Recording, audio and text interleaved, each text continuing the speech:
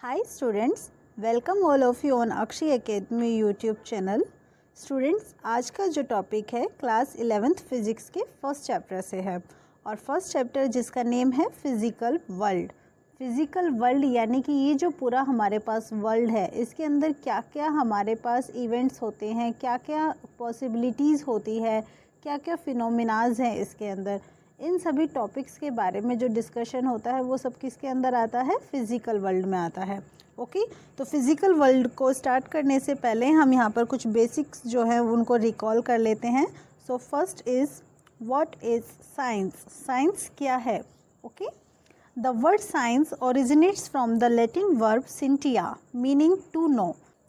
Latin जो language है उसमें एक वर्ड है सिंटिया, ये एक वर्ब है, वर्ब यानी कि एक्शन। ओके और इसका मीनिंग होता है टू नो यानी कि जानना। आप क्या जानना चाह रहे हैं? जो भी वर्ल्ड में फ़िज़िकल फिनोमिनाज होते हैं, नेचर के अंदर जो कुछ भी होता है, उन सब के पीछे अगर हम उन सबको जानना चाहें तो उसको हम क्या कहेंगे? Scientia, that is science. Okay there are two types of science, physical science and biological science. Now the question arises here, what are physical and biological science? So physical science, the science which deal with non-living things are called physical science. Okay and the science which deal with living things are called biological science. that means आपके पास ये जो science की जो दोनों points हैं हमारे पास, एक तो है फिज़िकल और दूसरा क्या है? बायोलॉजिकल। फिज़िकल में आप क्या करते हैं? नॉन लिविंग थिंग्स पर डिस्कशन करते हैं। ओके और बायोलॉजिकल में आप क्या करते हैं? लिविंग थिंग्स पर डिस्कशन करते हैं। तो फिज़िकल साइंस जो हैं उसके एग्जांपल्स क्या हैं? Like physics, chemistry, geology, geography, astronomy and astrology etcetera. Okay and when you discuss about living things, जब आप लिविंग थिंग्स के बारे में डिस्कशन करते हैं तो आप उसे क्या कहेंगे? Biological science. The examples are botany, geology, forensic science etcetera. Now we come to our next point, what is physics. Physics क्या है? ओके तो जैसे आपका जो साइंस है वो लैटिन वर्ब सिंटिया से बना है, सिमिलरली जो वर्ड है हमारे पास फिज़िक्स, वो एक ग्रीक लैंग्वेज के वर्ड फ्यूसिस से हमें मिला है। Okay and physis means nature. The word physics originates from the Greek word physis meaning nature. So physics is the branch of science that deals with the study of nature and natural phenomena। इसका मतलब ये हुआ कि जो कुछ भी हमारे पास nature में होता है ना, नेचर में जो भी हमारे पास इवेंट्स होती हैं या फिर जो कुछ भी नेचुरल फिनोमेना होता है, लाइक मेरा आपसे ये बात करना या आपका इस स्क्रीन को देखना या आपका किसी और चीज़ को देखना, बारिश का होना या आपका कहीं पर चलना या फिर आकाश में इंद्रधनुष का दिखाई देना, या जो कुछ भी आपके सामने होता है या आप जिसे फील करते हैं, जो भी आपके नेचर में हो रहा होता है, वो सब किसके अंदर आता है? फिज़िक्स के अंदर आता है। So physics is a very interesting subject. अगर आपको समझ में आ जाए तो इससे अच्छा सब्जेक्ट कोई नहीं है। तो हम यहाँ पर कोशिश करेंगे कि आपको अच्छे से समझ में आए। नाउ अब ये जो फिज़िक्स आपके पास है, इसके कितने टाइप्स है या फिर इसके कितनी ब्रांचेस है? बेसिकली हम यहाँ पर बात करें तो फिज़िक्स की मेन टू ब्रांचेस है। The first is classical physics and the second is modern physics. Classical physics, इसमें आपके पास आता है मैकेनिक्स यानी कि जिसमें आप एक्शन बेस्ड, एक्शन बेस्ड आप इवेंट्स को, एक्शन बेस्ड फिनोमिनाज को डिस्कस करते हैं, तो वो आपका किस में आता है? मैकेनिक्स में। The next is thermodynamics. जब भी आप टेम्परेचर, हीट, इससे रिलेटेड जो भी आप डिस्कशन करते हैं या फिर इससे रिलेटेड जो स्टडी करते हैं, वो किस में आती है? थर्मोडायनामिक्स में। And the next is electromagnetism. This comes under electromagnetism. तो जब भी आप इलेक्ट्रिक फोर्स, चार्ज या मैग्नेटिक फोर्स एक्सेट्रा की बात करेंगे तो वो इलेक्ट्रोमैग्नेटिज्म में आएगा।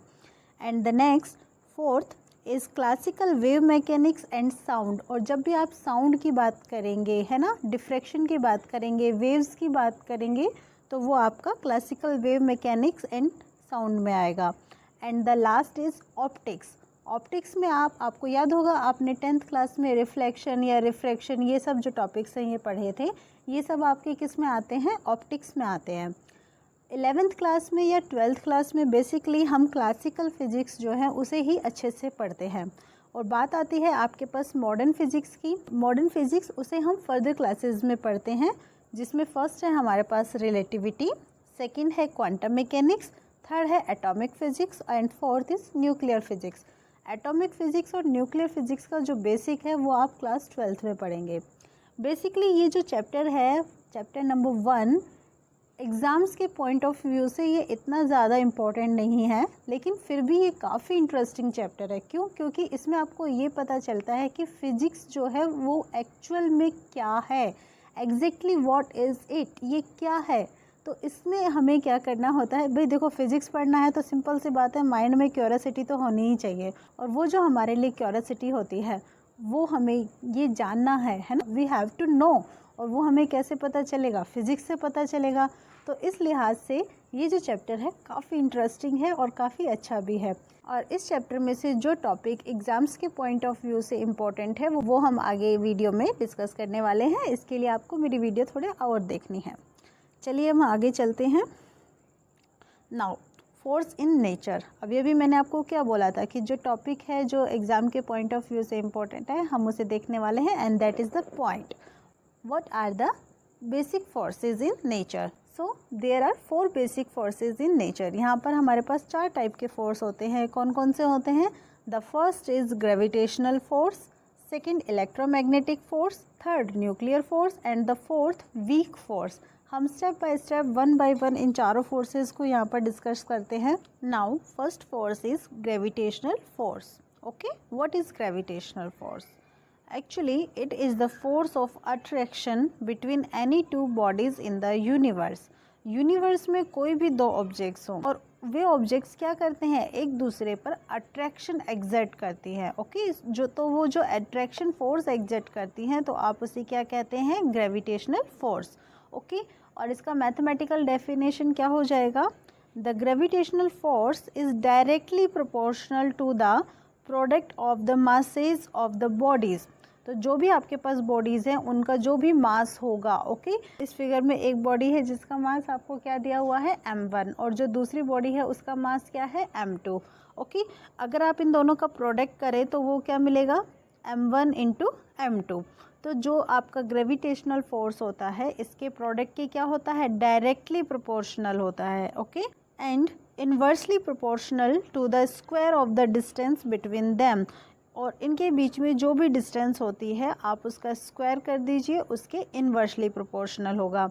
If m1 and m2 are the masses of 2 bodies are at a distance of r, then gravitational force between them can be given as. तो उनके बीच में जो ग्रेविटेशनल फोर्स है वो क्या होगा, तो देखो m1 ऑब्जेक्ट जो है वो m2 पर अपनी तरफ से एक फ़ोर्स लगाएगा। ओके, और ये फोर्स आपका कौन सा लगा रहा है, F1।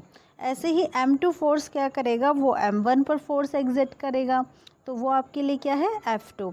तो ये जो दोनों फोर्सेस होते हैं इक्वल होते हैं। ओके, फर्स्ट कंडीशन कि ये दोनों फोर्सेस इक्वल होते हैं। So F1 is equal to F2 and this is equal to G m1 m2 upon r square. Okay, where what is G?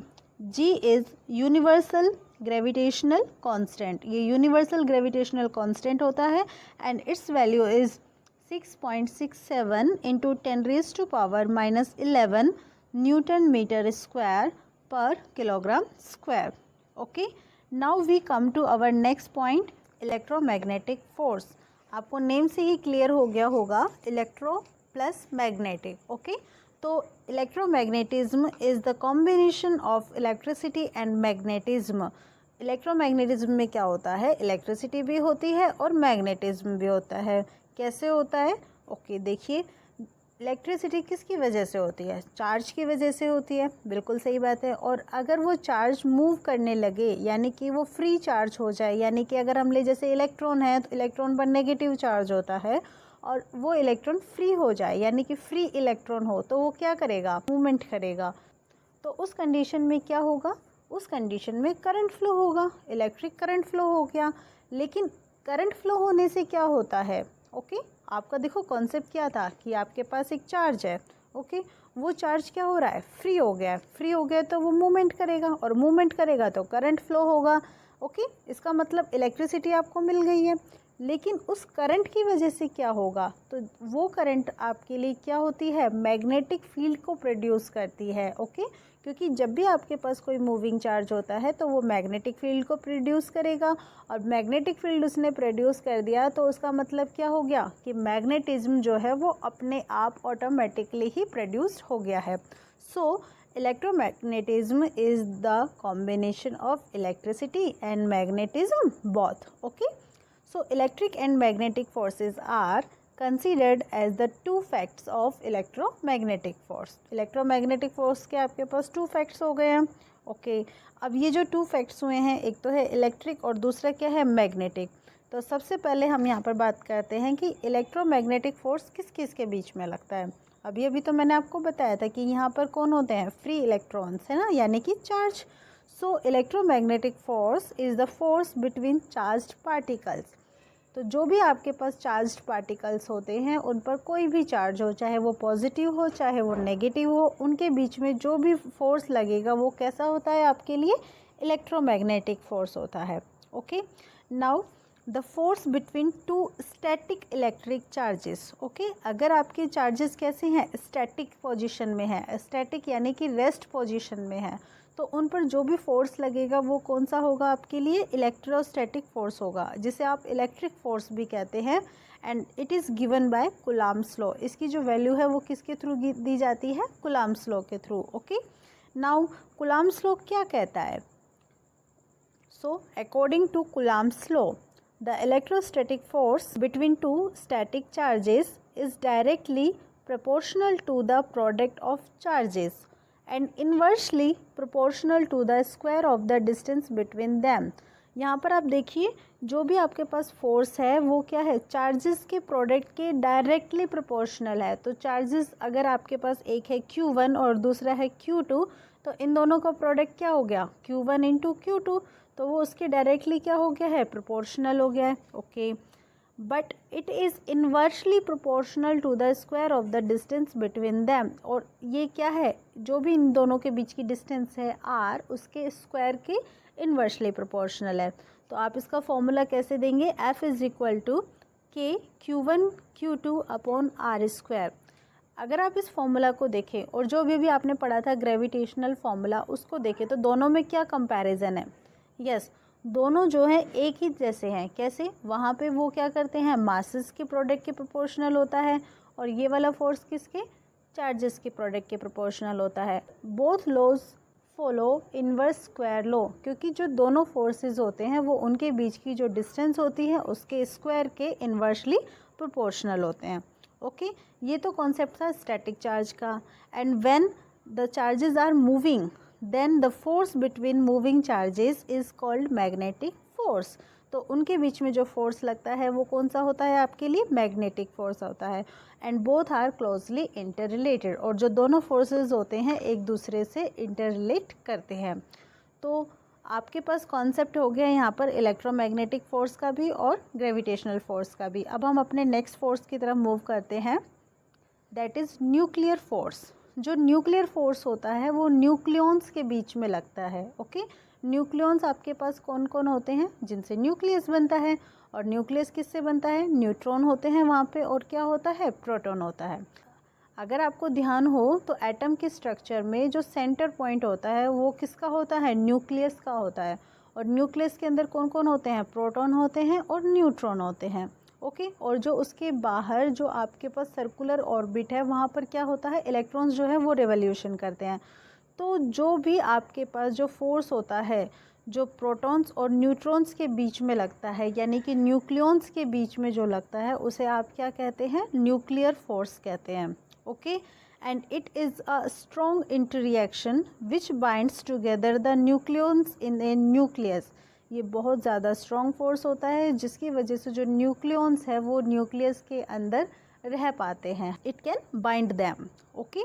And it is the strongest force, ये सबसे ज़्यादा strong force होता है। And the next force is weak force. Weak force, These forces were discovered during the radioactive beta decay process. ये जो forces है radio active beta decay, इसके process की स्टडी के टाइम पे डिस्कवर हुए थे। इसमें क्या होता है कि कुछ आपके पास ऐसे सब्सटेंस होते हैं जो ऑटोमेटिकली अपने आप बिना किसी और सब्सटेंस को उन पर इंसिडेंट कराए क्या होते रहते हैं, डिके होते रहते हैं, किसी न किसी दूसरे जो प्रोडक्ट होते हैं उनमें कन्वर्ट होते रहते हैं। ओके, तो जब वो डिके होता है तो उनमें से कुछ पार्टिकल्स जो हैं वो रिलीज़ होते हैं। जैसे कि बीटा डिके प्रोसेस में बीटा डिके यानी कि बीटा पार्टिकल जो है वो इमिट हो रहा है, और बीटा पार्टिकल आप किसको बोलते हैं, इलेक्ट्रॉन को बोलते हैं। ओके, तो दैट मीन्स जब आपके लिए इलेक्ट्रॉन रिमूव होता है तो उस कंडीशन में इलेक्ट्रॉन के साथ साथ एक पार्टिकल जो है वो और भी यहाँ पे क्या होता है, रिमूव होता है, यानी कि इमिट होता है। तो जब इलेक्ट्रॉन और वो पार्टिकल, उसको हम यहाँ पर कहते हैं न्यूट्रिनो। ये जो दोनों पार्टिकल्स जो होते हैं जब ये यहाँ से इमिट होते हैं तो उनके बीच में जो फोर्स लगता है उस फोर्स को आप कहते हैं weak force. Okay, so this force acts between the particles emit during the decay of radio active substance. जो रेडियो एक्टिव सब्सटेंस होता है जब वो डिके हो रहा होता है तो उनसे जो पार्टिकल्स इमिट होते हैं उनके बीच में जो फोर्स लगता है वो आपके लिए कौन सा होता है, वीक फोर्स होता है। Okay, now in this process the nucleus emits an electron and another particle called the neutrino. आपके पास कौन कौन से पार्टिकल्स इमिट होंगे, एक तो जी इलेक्ट्रॉन होगा और दूसरा neutrino, and the force acting between them is called weak force. अब ये जो फोर्स लगता है तो इसकी रेंज क्या है, मतलब ये कितने डिस्टेंस तक लग सकता है। Its range is too small, इसकी जो रेंज है वो बहुत कम होती है, अराउंड 10⁻⁻15 मीटर। तो जी आपके पास यहाँ पर चारों फोर्सेस हो चुके हैं। आपके पास एग्ज़ाम में अगर कोई क्वेश्चन आता है तो बेसिकली इन चारों फोर्सेस में से ज़रूर आता है इस चैप्टर में से। अब हम इन सभी फोर्सेस का कंपैरिजन करते हैं कि कौन सा सबसे ज़्यादा स्ट्रॉन्ग है और कौन जो है वो वीकर है। तो यहाँ पर हम असेंडिंग ऑर्डर में मैंने इनको लिखा हुआ है।